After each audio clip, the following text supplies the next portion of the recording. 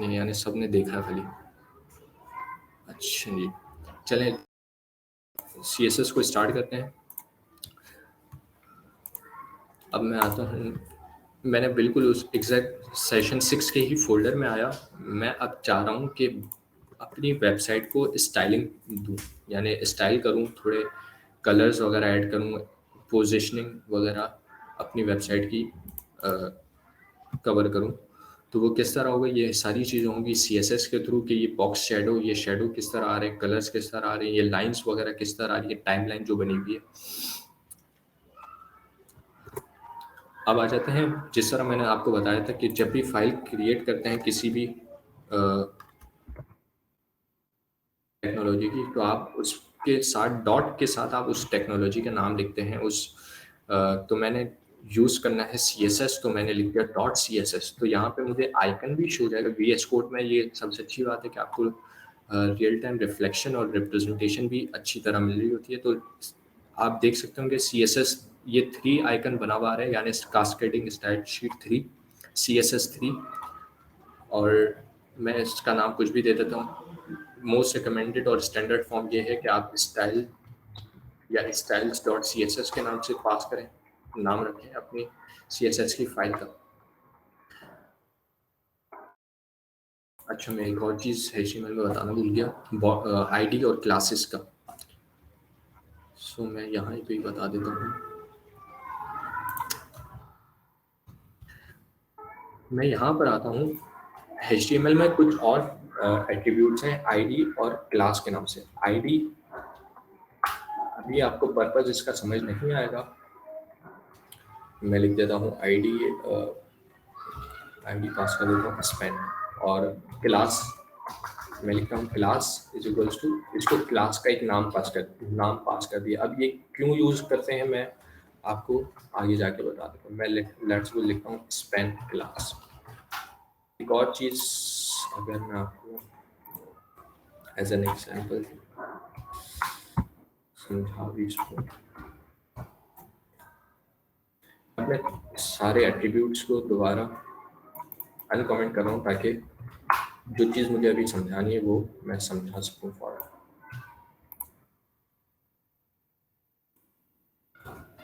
मैं यहाँ से इस स्पेन से ID का टैग हटा दिया।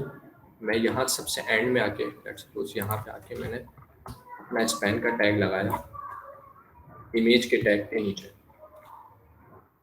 अब मैं यहाँ पे एक और टैग बनाता हूँ, मैं लिखता हूँ लेट्स सपोज एंकर का टैग मैं लिखता हूँ take me to ID with the name Spain. ठीक है, मैंने एक जेनरिक सा नाम पास कर दिया। मैं अब href के अंदर आऊँगा, मैं आपको पहले इसकी रिप्रेजेंटेशन दिखा दूँ। अब मैं चाह रहा हूँ कि ये इस लाइन पर क्लिक करूँ ना मैं, तो ये मुझे लेकर आ जाए इस इनलाइन एलिमेंट वाले सेक्शन पर। मैं अगर जूम करूँ तो मुझे स्क्रॉल करके बिल्कुल नीचे आना पड़ रहा है। मैं चाह रहा हूँ कि भाई डायरेक्ट मैं इस पर क्लिक करूँ और ये मुझे यहाँ पर ले आए। तो ये किस तरह होगा, ये होगा आप यहाँ पे अपनी href के अंदर ID पास करेंगे। आप वैसे href के अंदर लिंक्स पास करते हैं ना, जहाँ पे आपको रीडायरेक्ट करना होता है, लेकिन जब किसी एलिमेंट की तरफ आपको लिंक करना होता है तो आप डायरेक्टली उसका नाम पास करते हैं जो कि आपने ID को नाम दिया होता है। तो मैंने यहाँ पे ID में स्पेन पास किया, मैंने यहाँ href में आके स्पेन लिखा और ID रिप्रेजेंट होती है हैशटैग से, तो मैंने हैशटैग स्पेन लिखा। अब देखिएगा आप क्या होगा, अब मैंने इस बटन पे क्लिक किया तो अब मुझे ये क्या करेगा, ये डायरेक्टली लेकर आ जाएगा इनलाइन एलिमेंट पे, बजाय इसके कि मुझे स्क्रॉल करके पूरा नीचे तक आना पड़े। अब मैंने दोबारा से इस लिंक पर क्लिक किया, ये मुझे डायरेक्ट इनलाइन एलिमेंट पर ले आया। सो IDs और href का एक ये फ़ायदा भी है कि आपको लिंकिंग करना आसान हो जाती है। सही, अगर किसी को इसमें कोई कंफ्यूजन हो तो पूछ लीजिएगा।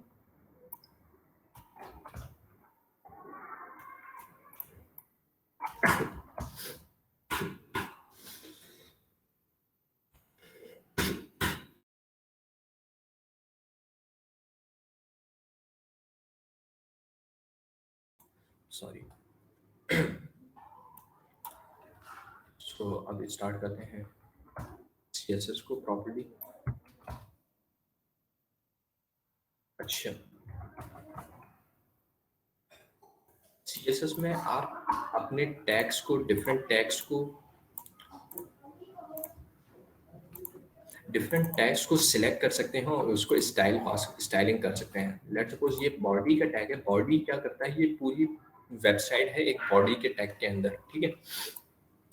अब मैं चाह रहा हूँ कि ये बॉडी का जो टैग है इसका कुछ बैकग्राउंड कलर आ जाए, तो वो किस तरह होगा। मैं लेट्स सपोज मैंने बॉडी को टारगेट किया, बॉडी को मैंने डायरेक्टली टारगेट किया, मैंने लिखा बॉडी। अब क्या होगा, ये बॉडी टारगेट हो गई है, ठीक है। मैंने लिखा बैकग्राउंड कलर, जो भी कलर था एलिस ब्लू। मैं रीलोड कर रहा हूँ लेकिन एक्शन परफॉर्म नहीं हो रहा, कुछ भी नहीं हो रहा। मैंने लिख दिया रेड, भाई डार्कर कलर हो, लेकिन कुछ भी स्टाइल नहीं आ रहा। ये क्यों नहीं आ रहा है, क्योंकि हमें अपने HTML को, हमारी वेबसाइट को लिंक करना पड़ता है। जो भी हम एक्सटर्नल फाइल यूज कर रहे हो, लेट्स सपोज CSS यूज कर रहे हैं, तो हमें CSS को अपनी वेबसाइट से लिंक करना पड़ता है। वो लिंकिंग कहाँ होगी, वो होगी, मैं यहाँ पे आपको जूम करके दिखा दूँ, हेड के टैग के अंदर, ठीक है। मैं हेड के टैग के अंदर आया, मैंने लिखा link,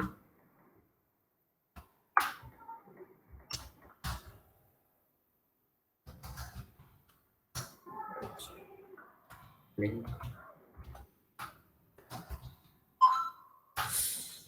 link,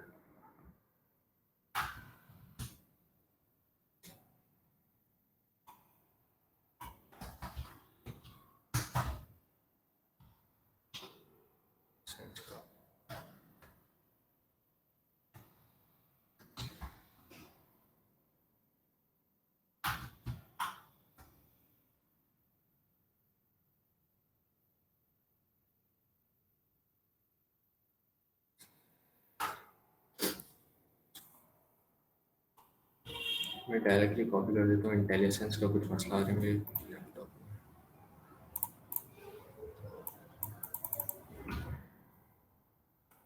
sorry, self closing tag का मैं भूल गया। मैं यहाँ पे आता हूँ, मैं लिंक लिखता हूँ और लिंक है एक सेल्फ क्लोजिंग टैग, मैं उसको, अब मैं इसके अंदर मैं लिखता हूँ REL का टैग क्या होता है, जो क्या कहता है, भाई रिलेशन बताओ, आप ये लिंक किस अपने डॉक्यूमेंट को कर रहे हो। तो मैं रिलेशन बता देता हूँ कि ये है एक स्टाइल शीट।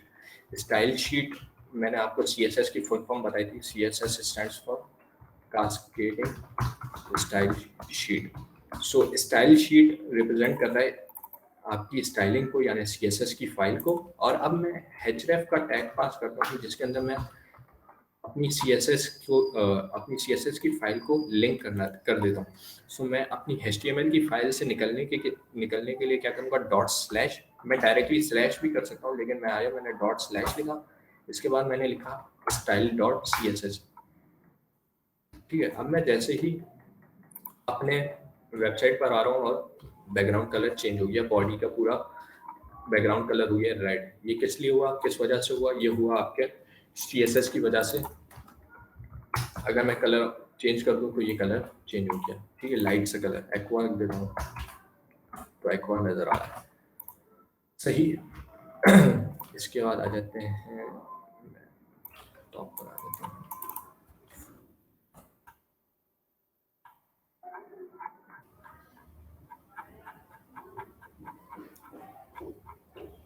CSS में है इंट्रोड्यूसिंग CSS। मैंने CSS आपको बता दिया कि भाई CSS क्या होता है, आपकी CSS स्टाइलिंग वगैरह के लिए यूज होती है।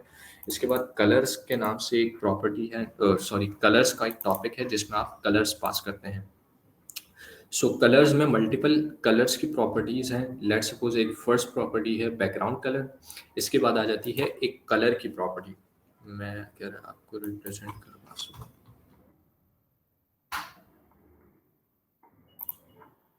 मैं एक टैग बना लेता हूँ, मैं लिखता हूँ H1। मैं यहाँ आया, मैंने लिखा H1।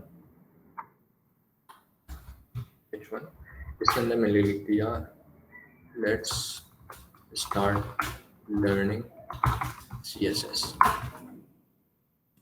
आया, मेरे पास टेक्स्ट लिखा हुआ आ रहा है ब्लैक में, ब्लैक कलर में, लेकिन मैं चाह रहा हूँ ये ब्लैक में आ रहा है, ये थोड़ा अजीब सा लग रहा है, इसको कुछ स्टाइल करते हैं। लेट्स सपोज मैं इसको इसका कलर चाह रहा हूँ कि टेक्स्ट का कलर रेड हो जाए।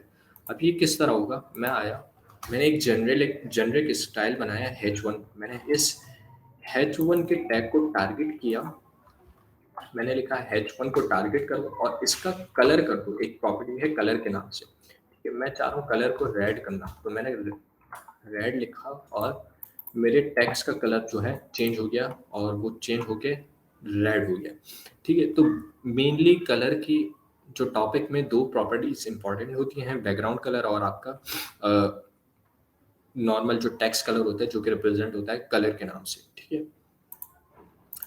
इसके बाद एक और प्रॉपर्टी होती है बैकग्राउंड के नाम से, बैकग्राउंड, ठीक है, जिस जो कि वर्क एग्जैक्टली सेम, मैं आपको यहाँ पर ही शो करूँगा,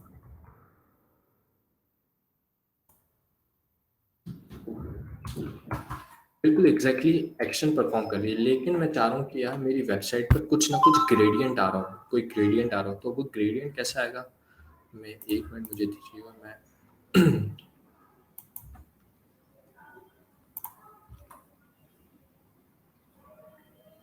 मैं अपनी एक जो वेबसाइट है उससे ग्रेडियंट उठा लेता हूँ, ग्रेडियंट प्लेटफॉर्म,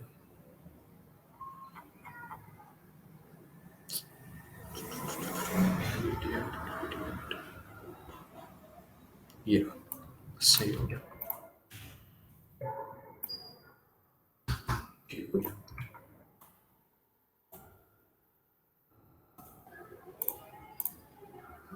आई गेस अब स्क्रीन विजिबल होगी आपको, या सही। अब मैं एक प्रॉपर्टी अपनी वेबसाइट से कॉपी करके लाया हूँ, एक प्रॉपर्टी है बैकग्राउंड के नाम से, बैकग्राउंड नॉर्मल, लेकिन उसके अंदर एक एट्रीब्यूट है सिलेक्टर है जिसे आप कहते हैं फंक्शन है, लेट्स सपोज कि लीनियर ग्रेडियंट, ठीक है, एक ग्रेडियंट परफॉर्म हो, ठीक है, जिसका डिग्री 180 डिग्री हो और कुछ कलर्स पास कर दिए, ठीक है, जो कि आपको याद करने की ज़रूरत नहीं है, आप जनरेट कर सकते हैं अपने कलर्स को।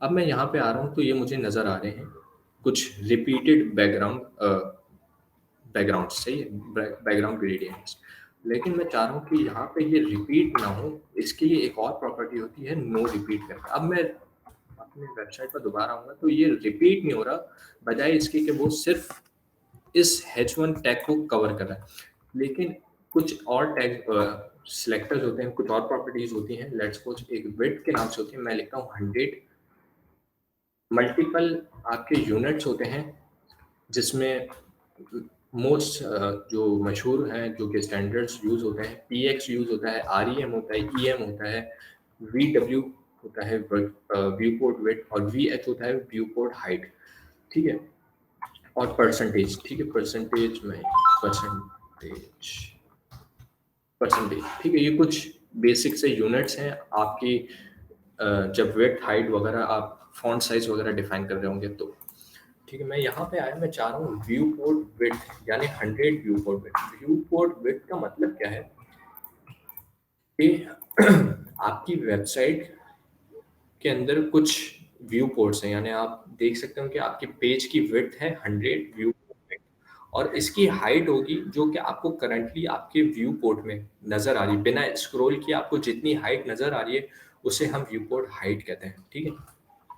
अब मैंने लिखा, मैंने हाइट 100 VH, ये क्या करेगा, अब ये पूरी बॉडी कवर करती है 100 व्यू पोर्ट विड्थ को, ठीक है, जो कि मुझे व्यू पोर्ट में जो भी नज़र आ रहा है मैंने विजिबल कर, लेकिन यहाँ पे देख रहे ये कुछ स्क्रॉल बार्स आ रही है, ठीक है। अब मैं चाह रहा हूँ ये स्क्रॉल बार्स ना आए, ये बिल्कुल एक इनडेफिनेट या डेफिनेट एक व्यू पोर्ट हो, ठीक है, जिसमें कोई स्क्रॉल की फंक्शनलिटी वगैरह कुछ ना हो। तो एक प्रॉपर्टी होती है स्क्रॉल के नाम से, मैंने लिखा स्क्रॉल और मैंने लिख दिया header, sorry overflow, sorry my bad. एक प्रॉपर्टी होती है ओवरफ्लो के नाम से। ओवरफ्लो क्या करेगा कि जितना भी आपका कंटेंट ओवरफ्लो हो रहा है आपके व्यू पोर्ट से, उसको क्या कर देगा, आप डिफाइन कर सकते हैं, मल्टीपल चीज़ें हैं इसमें, हिडन है, स्क्रॉल है, विजिबल है। अगर मैंने हिडन पे क्लिक किया, अब देख रहे होंगे यहाँ पे जितनी भी मेरी स्क्रॉल बार्स आ रही थी वो अब सारी गायब हो गई हैं, कोई भी स्क्रॉल बार मुझे नज़र नहीं आ रही। सही। सो मुझे यहाँ पे पेज पे कोई भी स्क्रॉल बार नज़र, इस प्रॉपर्टी की वजह से हुआ, वो हुआ है आपकी ओवरफ्लो हिडन की वजह से। इसके बाद बढ़ जाते हैं हमारी एक और नेक्स्ट प्रॉपर्टी है टेक्स्ट के नाम से। टेक्स्ट में डिफरेंट प्रॉपर्टीज़ हैं आपकी, इंक्लूडिंग फॉन्ट साइज हो गया, फॉन्ट फैमिली हो गया, ठीक है, जो कि अब मैं आपको बताने जा रहा हूँ। मैं यहाँ आया अपनी वेबसाइट पर। अब यहाँ पे आप देख होंगे ये कुछ, मैं चाह रहा हूँ कि मैं आपको यहाँ पे शो भी करा दूँ। मैं यहाँ पे आ रहा हूँ, मैं यहाँ पे आया, मैं ये फॉन्ट के डिफरेंट स्टाइल्स में सिलेक्ट कर सकता हूँ, फॉन्ट फैमिली डिफरेंट चूज कर सकता हूँ। अब मैं चाह रहा हूँ मेरे पास भी वेबसाइट पर कुछ इस तरह का ये अजीब सा फॉन्ट ना आए, कुछ अच्छा सा फॉन्ट आए, तो मैं यूज़ कर लेता हूँ। कुछ आपके बिल्ट इन फॉन्ट्स होते हैं जो कि आपके लोकली वेबसाइट, आपके लोकल पीसी में मौजूद होते हैं। कुछ आप अपने, लेट्स सपोज मैं एक गूगल फॉन्ट्स करके एक वेबसाइट से fonts.google.com, ठीक है, मैं वहाँ से कुछ फॉन्ट्स कॉपी कर लेता हूँ, ठीक है, मेरे पास ऑलरेडी हुए हुए हैं। मैंने इंपोर्ट पे गया, मैंने सॉरी लिंक पे गया, मैं आया और मैंने यहाँ से कुछ लिंक्स कॉपी कर ली। अब ये लिंक्स जाएगी कहाँ, ये एग्जांपल भी बता दी, एक अच्छा हो गया आप लोगों के लिए। अब ये हेड के टैग में जितनी भी आपकी लिंक्स वगैरह होती हैं वो हेड के टैग में जाती है। अब क्या होगा, अब मैं चाहूँ तो कोई भी फॉन्ट यूज़ कर सकता हूँ जो कि मैंने कॉपी किया है। मैं यहाँ या मैंने फॉन्ट फैमिली की एक प्रॉपर्टी थी वो सिलेक्ट की और मैंने यहाँ पेस्ट कर दी। अब क्या होगा, ये फॉन्ट चेंज हो गया। आप इससे पहले देख सकते हैं कि कुछ अजीब सा सेंस सेरिफ फॉन्ट था या कोई अजीब सा फॉन्ट था, लेकिन अब फॉन्ट चेंज हो गया जो कि न्यूनेटिव में कन्वर्ट हो गया। अब यहाँ पे देखेंगे कि भाई दो फॉन्ट के नाम क्यों दिए, मैंने दो नाम क्यों दिए, मैं एक नाम भी तो दे सकता था न्यूनेटिव, अभी भी वर्क तो कर रहे हैं, लेकिन एक फॉल बैक में आप मल्टीपल नाम भी दे सकते हैं, ठीक है। तो मैंने यहाँ पे सेंस सेरिफ क्यों यूज़ किया, मैंने इसलिए यूज़ किया कि क्योंकि अभी आप लिंक यूज़ कर रहे हैं, ठीक है। अब लेट्स सपोज मेरा इंटरनेट इंटरनेट कभी चलना बंद हो जाए, ठीक है, इंटरनेट नहीं चल रहा है क्योंकि आपने डायरेक्ट लिंक किए, यूज़ किया, डाउनलोड नहीं किया फ़ोन को। तो जैसे ही आपका इंटरनेट से कनेक्शन लूज होगा तो आपके जितनी भी लिंक्स है वो सारी इनएक्टिव हो जाएंगी। सो न्यूनेटो, जैसे ही आपके पास लिंक नहीं होगा तो न्यूनेटो वर्क भी नहीं करेगा। तो आप फॉल बैक में एक फॉन्ट देते हैं जो कि आपको यूज़ करना होता है, अगर ये ना चले तो ये चल जाए, ठीक है। तो प्रायोरिटी वाइज देखते हैं कि लेट्स सपोज नंबर 1 पे ये हो, अगर ये चल जाए तो ये, अगर ये ना चल पाए तो सेंस सेरिफ पे आ जाए, अगर सेंस सेरिफ भी ना हो तो कोई और फॉन्ट दे दें आप, ठीक है, कुछ भी दे सकते हैं। अब मैं आया, लेट्स सपोज मैं यूनिट इसकी स्पेलिंग में कुछ गड़बड़ कर देता हूँ। अब क्या होगा, ये देख रहे होंगे आप, फॉन्ट का स्टाइल चेंज हो गया और ये फॉन्ट शिफ्ट हो गया सेंस सेरिफ पर। आई गेस यहाँ तक ये फॉन्ट फैमिली का टॉपिक क्लियर होगा। अगर किसी को कोई मसला है तो वो पूछ भी सकता है, किसी को इशू।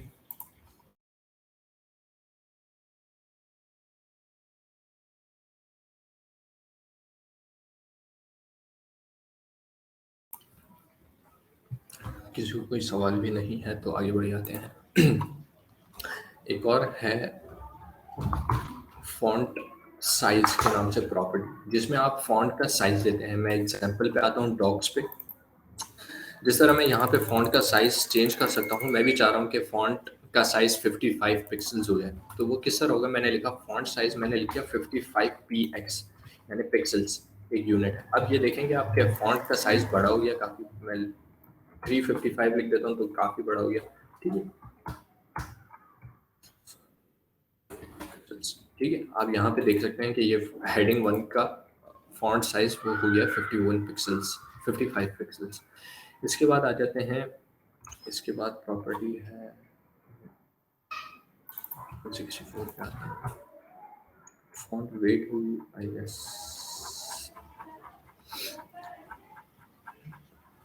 मैंने आपको यूनिट समझा दी है, फॉन्ट फैमिली समझा दी।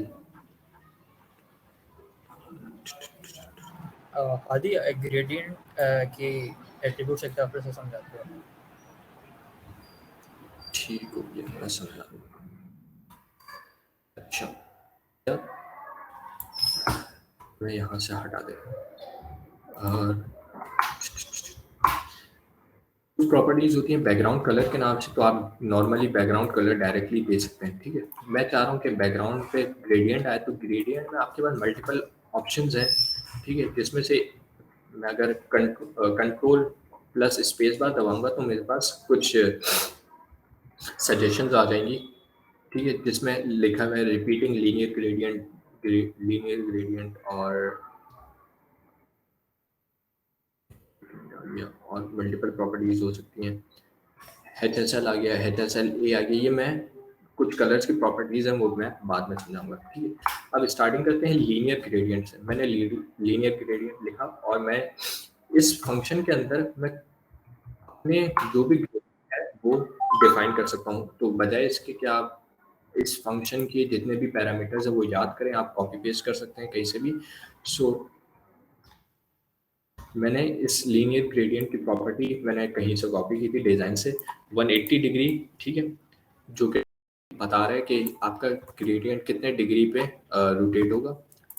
फिर मैंने एक फर्स्ट कलर दे दिया, कौन सा कलर होगा जिसका परसेंटेज यानी कहाँ से शुरू होगा। फिर मैंने दे दिया #BC, जो भी कलर का नाम था मैंने दे दिया कि भाई 100% पे आकर ये कलर हो जाए, ठीक है। मैं लेट सपोज यहाँ पे आता मैं लिखता हूँ 0 डिग्री और रेड कलर शुरू हो 0% से और एंड हो ब्लू कलर पे जो कि हो 100% पे। अब मैं कंट्रोल सेव करता हूँ और आप यहाँ पे देख सकते होंगे कि मैंने यहाँ पे 0 डिग्री दिया था, तो 0 डिग्री यानी स्टिल, मैं प्रिंट पे आगे समझा दूँ, बताने की ज़रूरत नहीं वैसे, आई गेस। मैं यहाँ पे 0 डिग्री पे यहाँ पे हूँ, तो वो कलर यहाँ पे मुझे शो हो रहा है। लेट्स सपोज अगर मैं चाह रहा हूँ कि ये 180 डिग्री पे रोटेट हो जाए तो वो कैसा होगा, मैंने लिखा 180 और आप यहाँ पे डिफरेंस भी रिफ्लेक्ट कर सकते हैं कि ब्लू कलर बिल्कुल नीचे आ गया जो कि 0% पे हो गया और ऊपर हो गया रेड कलर जो कि ठीक हो गया यहाँ पे। अच्छा, एक और प्रॉपर्टी है नो रिपीट वाली, वो मैं बता दूँ।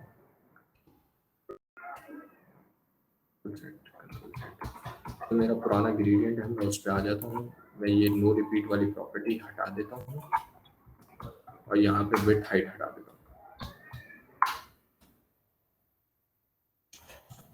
ठीक है। अब यहाँ पे देख रहे कि ये ग्रेडियंट रिपीट हो रहा है। मैं चाह रहा हूँ यार ये ग्रेडियंट रिपीट ना हो, कि ये रिपीट हो, ये जितनी हाइट है उतने पे ही कवर कर ले हाइट, तो मैं रिपीट।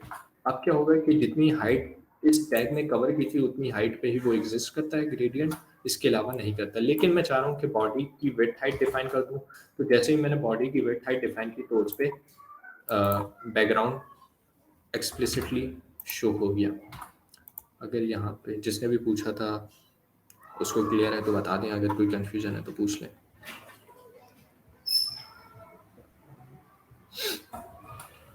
सही, चलें इसके बाद आ जाते हैं, सेशन ख़त्म होगा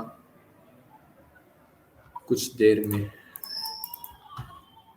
मैं यहाँ पर आया बुक पे, मैंने ये परसेंटेजेस आपको यूनिट समझा दिए। यूनिट्स बेसिकली पिक्सल्स हैं, परसेंटेज है, EM वगैरह है। एक EM आई गेस 12 पिक्सल्स के बराबर होता है, ठीक है। तो आप 1 EM यूज़ करेंगे तो इसका मतलब है कि आप 12 पिक्सल्स यूज़ कर रहे हैं, ठीक है। इसके बाद आ जाते हैं फॉन्ट वेट पर, ठीक है। हमने कुछ प्रॉपर्टीज़ पढ़ी थी HTML में बोल्ड करने के लिए कि हम P का टैग यूज़ करते हैं आई गेस, ठीक है। तो मैं चाह रहा हूँ कि भाई बजाय उसके कि मैं HTML में जाके वो बोल्ड करूँ, मैं यहाँ पे आता हूँ अपने CSS में और मैं यहाँ पे लिखता हूँ फॉन्ट वेट और मैं लिखता हूँ बोल्ड, ठीक है। जैसे ही मैंने बोल्ड लिखा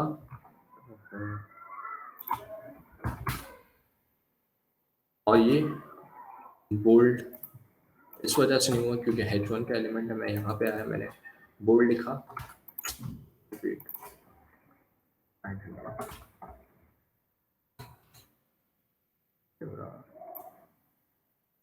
ठीक है, टैग डिफाइन नहीं किया।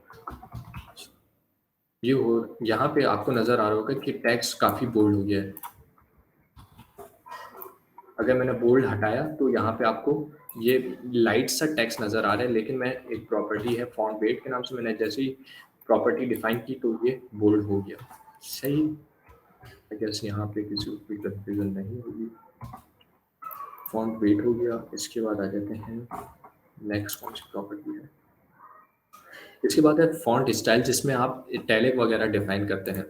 मैंने उसी तरह HTML में एक टैग था आई के नाम से या EM के नाम से, जो कि इटैलिक बना देता है आपके टेक्स्ट को। तो मैं यहाँ पे आया, मैंने लिखा फॉन्ट स्टाइल और मैंने लिख दिया इटैलिक। अब क्या होगा, मेरा टेक्स्ट जो होगा वो इटैलिक स्टाइल में आ जाएगा। ठीक है, मल्टीपल आपके प्रॉपर्टीज आप उसको एक्सप्लोर खुद से भी कर सकते हैं ऑब्लिक वगैरह करके। हल्का सा आपको डिफरेंट नज़र आ रहा होगा कि वो है इटैलिक की तरह, लेकिन इटैलिक काफ़ी ज़्यादा वो आपको तिरछा नज़र आ रहा होता है और ऑब्लिक थोड़ा सा माइनर सा आपको डिफरेंस दे रहा होता है। इसके बाद आ जाते हैं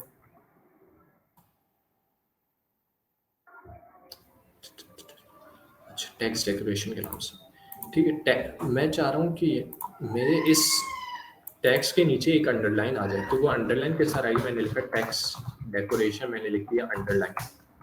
अब क्या होगा, ये इस टेक्स्ट के नीचे अंडरलाइन आ गई। आप एक्सप्लोर कर सकते हैं इसको अपने तौर पर कि डबल यानी डबल लाइंस आ जाएंगी, डॉटेड यानी डॉट आ जाएंगी, डैश्ड यानी डैश्ड आ जाएंगी। ठीक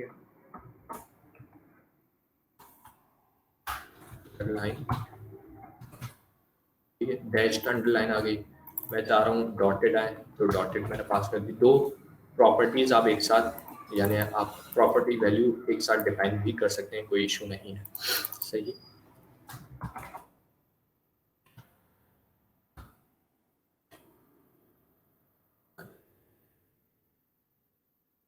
लाइन हाइट के नाम से, जो कि अभी मैं समझा देता हूँ, लेटर स्पेसिंग, वर्ड स्पेसिंग। ठीक हो गया। यार मैं चाह रहा हूँ कि अब हम मेरे हर लेटर के बीच में कुछ 5 पिक्सल्स की मैं अपने तौर पर 5 पिक्सल डिफाइन कर रहा हूँ कि इसके बीच में स्पेसिंग आ जाए। तो मैं आया लेटर स्पेसिंग लिखूंगा, लेटर स्पेसिंग 5 पिक्सल्स। अब देखेंगे आप डिफरेंस कि हर लेटर के बीच में 5 पिक्सल्स की स्पेसिंग आ गई। लेकिन एक और प्रॉपर्टी होती है वर्ड स्पेसिंग के नाम से। मैं इसको हाइड करता हूँ, मैं लिखता हूँ वर्ड स्पेसिंग। ठीक है, मैंने लिख दिया 50 पिक्सल्स। तो हर वर्ड के बीच में मुझे 50 पिक्सल्स की स्पेसिंग नजर आ रही होगी, यहाँ पे आप खुद देख सकते हैं। इसके बाद लाइन हाइट की एक प्रॉपर्टी थी, जो कि मैं आपको इस तरह समझा देता हूँ। मैं आया एक और H1 का टैग बनाया, ठीक हो गया। अब मैं आता हूँ, हर लाइन की कुछ ना कुछ हाइट होती है, देख रहे होंगे मैंने सिलेक्ट किया तो ये देख सकते हैं जितना टेक्स्ट है उतनी ही हाइट है। लेकिन मैं चाह रहा हूँ कुछ एक्स्ट्रा हाइट भी हो, लाइन हाइट मैं लिख देता हूँ 100 px। अब देख सकते हैं मैंने जो सिलेक्ट किया है वो अब टेक्स्ट के बाहर भी कुछ हिस्सा है जो कि सिलेक्ट हो रहा है, जो कि इस टेक्स्ट की हाइट है यानी लाइन की हाइट है। ठीक है, ये दोनों टैग्स पर एक साथ अप्लाई हो गई, क्योंकि ये H1 हमने टारगेट किया। तो H1 क्या मतलब कि जितने भी आपकी वेबसाइट में H1 के टैग हैं वो सबको एक साथ टारगेट करें। लेकिन अगर मैं चाह रहा हूँ मैं इस क्लास इस H1 को मैं क्लास पास करता हूँ, मैं नाम लिखता हूँ मेन हेडिंग। ठीक है, अब मैं सिर्फ इस मेन हेडिंग को टारगेट करना चाह रहा हूँ, बजाय इसके कि मैं फर्स्ट वाली को भी टारगेट करूँ। तो मैं यहाँ पे आया, मैंने लिखा डॉट। जब भी आप क्लास को टारगेट करते हैं तो वो स्टार्ट करते हैं डॉट से। मैंने लिखा मेन हेडिंग। ठीक है, अब मैं यहाँ पे आऊँगा तो स्टाइलिंग से मेरी सेकंड वाली H1 को टारगेट कर रहा है, बजाय इसके कि फर्स्ट वाले को भी करें। ठीक है, आई गेस यहाँ पे सबको कॉन्सेप्ट क्लियर होंगे।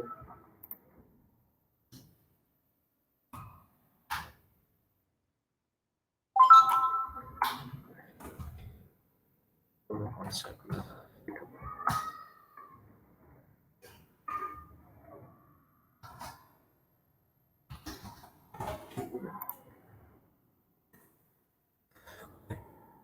Text align.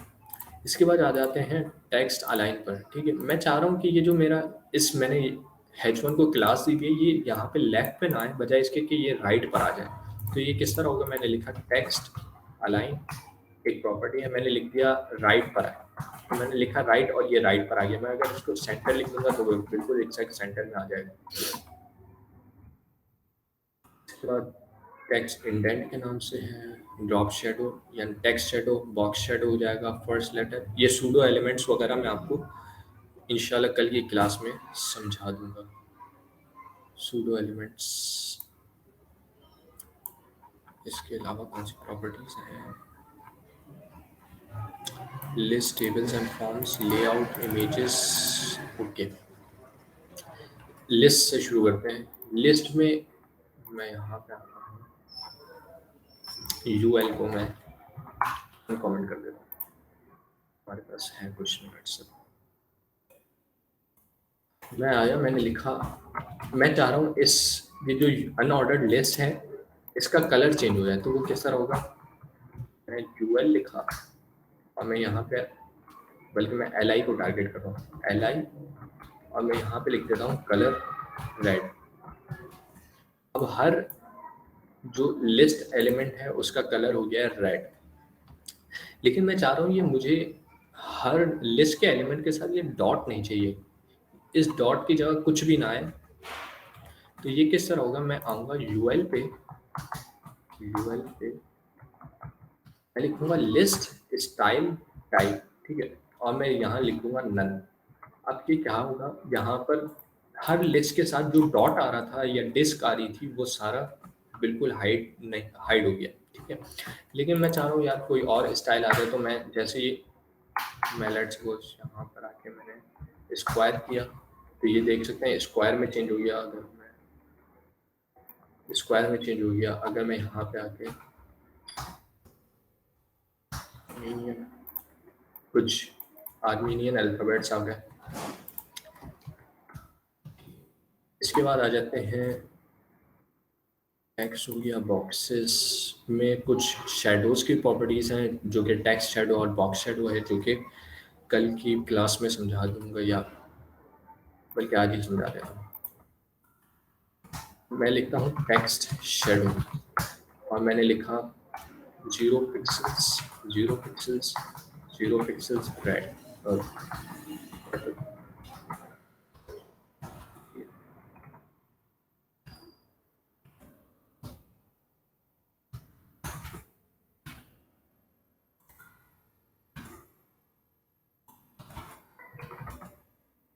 टेक्स्ट शेडो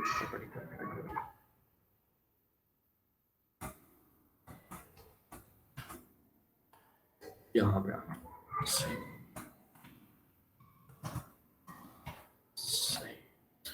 अच्छा, अब मैंने कुछ टेक्स्ट शेडो की प्रॉपर्टी यूज होती है हमारे टेक्स्ट को कुछ शेडो देने के लिए, ठीक है।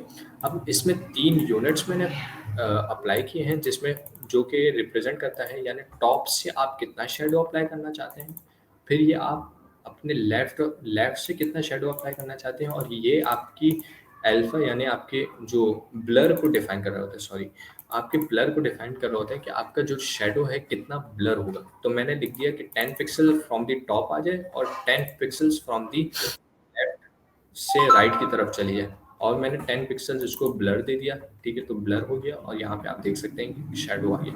ये आप अपनी प्रॉपर्टी वैल्यू को अपने हिसाब से, अपनी डिज़ाइन के हिसाब से एडजस्ट खुद कर सकते हैं।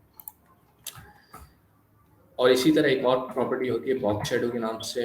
अगर मैं यहाँ पे आके यूएल पे डिफाइन कर दूँ, मैं लिखता हूँ बॉक्स शेडो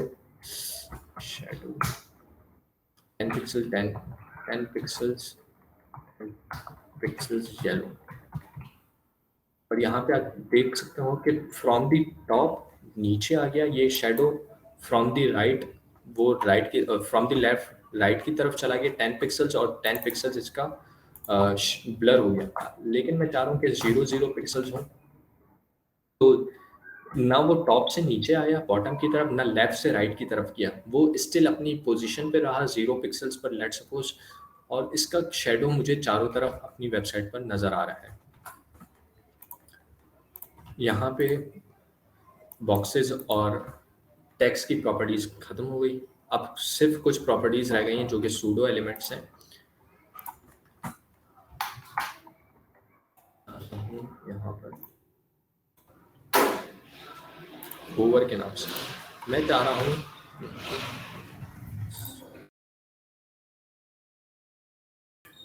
हाँ अब मैं चाह रहा हूँ कि मैं जब इस टेक्स्ट पे होवर करूँ ना तो इसका कलर चेंज हो जाए। तो ये किस तरह होगा, मैं आया मेन हेडिंग पे, मैंने लिखा होवर कैन, सॉरी, मैंने लिखा डॉट मेन हेडिंग, मैंने मेन हेडिंग की क्लास को टारगेट किया और मैंने सूडो एलिमेंट्स डिफाइन होते हैं कॉलन करके। अब आप कॉलन लिखेंगे और होवर लिखेंगे। होवर डिफाइन करता है कि आप किसी भी सिलेक्टर पर जब माउस का कर्सर ले जाए, ठीक है। मैं यहाँ पर आया, मैंने लिखा कि जब मेन हेडिंग पर होवर हो तो क्या हो, कलर इसका चेंज हो जाए ग्रीन में, ठीक है। अब मैं जैसे ही होवर कर रहा हूँ तो इसका कलर हो रहा है चेंज ग्रीन, ये देख सकते होंगे, ठीक है।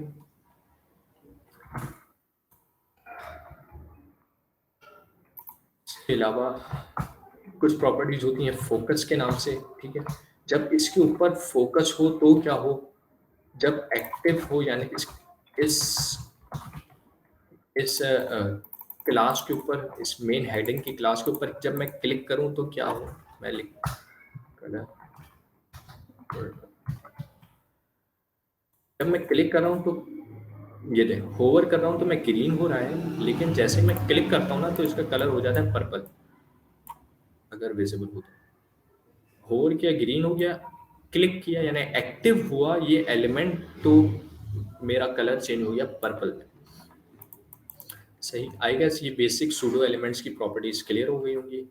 आज हमने तकरीबन बेस HTML के तकरीबन ख़त्म कर लिए सारे टॉपिक्स, और CSS के भी तकरीबन एंड हो गए। कुछ प्रॉपर्टीज़ रह गई हैं जो इंशाल्लाह कल एक बार ओवरव्यू में आपको बता दी जाएंगी। अगर किसी को यहाँ तक कोई सवाल हो तो वो पूछ लें।